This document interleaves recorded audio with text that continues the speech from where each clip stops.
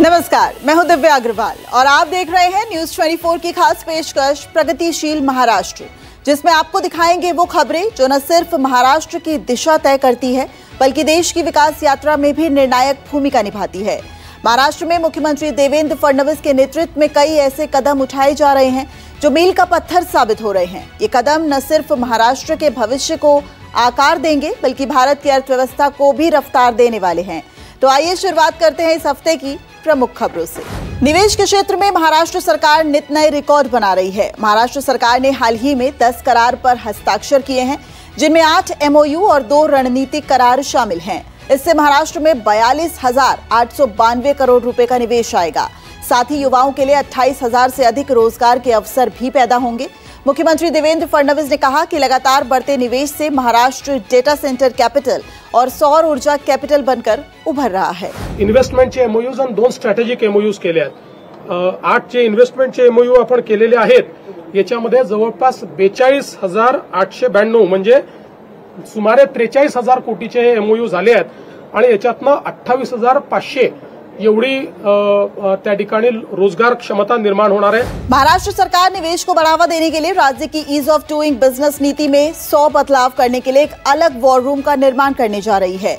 मुख्यमंत्री देवेंद्र फडणवीस की अध्यक्षता में वैश्विक आयात निर्यात नीति के अंतर्गत एक बैठक हुई, जहां मुख्यमंत्री देवेंद्र फडणवीस ने स्पष्ट किया कि वे इस वॉर रूम के माध्यम से किए गए सुधारों की हर महीने व्यक्तिगत रूप से समीक्षा भी करेंगे। महाराष्ट्र सरकार उद्योग स्थापित करने और उनके संचालन में आने वाली अड़चनों को खत्म करने की दिशा में तेजी से काम कर रही है। महाराष्ट्र के कई जिलों में भारी बारिश और बाढ़ से किसानों की फसलें बर्बाद होने की तस्वीरें सामने आई हैं। इस संकट की इस घड़ी में महाराष्ट्र सरकार मजबूती के साथ किसानों के साथ खड़ी है। मुख्यमंत्री देवेंद्र फडणवीस ने बारिश में बर्बाद हुई फसल का तत्काल पंचनामा कर जल्द से जल्द मुआवजे का भुगतान करने के निर्देश दिए हैं। साथ ही राहत और बचाव कार्य के लिए NDRF, SDRF समेत सभी एजेंसियों को अलर्ट पर रहने के आदेश दिए गए हैं। इसके अलावा उप मुख्यमंत्री अजित पवार और एकनाथ शिंदे ने स्थिति का जायजा भी लिया है। राज्यामध्ये मोठ्या प्रमाणात अतिवृष्टी झालेली आहे। साधारणपणे गेल्या 3-4 दिवसातल्या सगळ्या अतिवृष्टीमध्ये जवळपास 12 ते 14 लाख एकर जमीन ही त्या ठिकाणी त्याच्यावरची पिकं जी आहेत ती बाधित झालेली आहेत। मुंबई की लाइफलाइन माने जाने वाली लोकल ट्रेनें बहुत जल्द आधुनिक होने जा रही हैं। मुंबई में अब पुरानी खुली दरवाजे वाली लोकल ट्रेनों की जगह आधुनिक वातानुकूलित और बंद दरवाजों वाली ट्रेनें रफ्तार भरेंगी। महाराष्ट्र सरकार ने लोकल ट्रेनों के आधुनिकीकरण से जुड़ी योजना को मंजूरी दे दी है और पहले चरण में 268 AC ट्रेनें खरीदी जाएंगी। खास बात यह है कि यात्रियों को इसके लिए अतिरिक्त किराया भी नहीं देना होगा।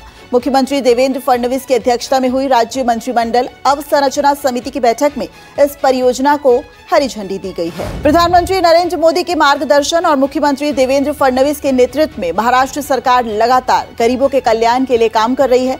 इसी दिशा में सोलापुर जिले में प्रधानमंत्री आवास योजना के तहत 1,348 परिवारों को घरों की चाबी सौंपी गई। इसके अलावा मुख्यमंत्री देवेंद्र फडणवीस ने सोलापुर में एक IT पार्क स्थापित करने का ऐलान भी किया।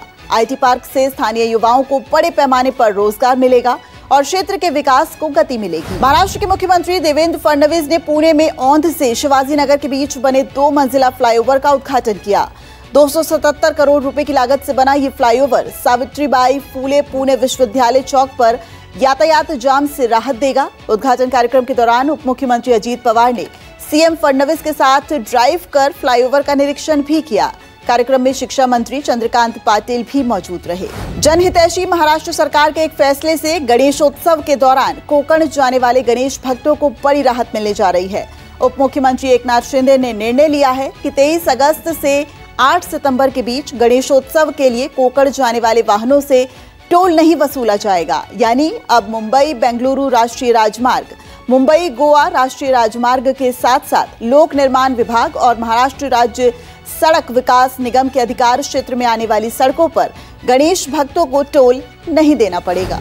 इन खबरों से स्पष्ट है कि मुख्यमंत्री देवेंद्र फडणवीस के नेतृत्व में महाराष्ट्र सरकार न सिर्फ वर्तमान की आवश्यकताओं को पूरा कर रही है, बल्कि आने वाले कल की मजबूत नींव भी तैयार कर रही है। यही सतत प्रयास महाराष्ट्र को प्रधानमंत्री नरेंद्र मोदी के विकसित भारत के सपने का सबसे विश्वसनीय और प्रभावशाली स्तंभ बनाते हैं।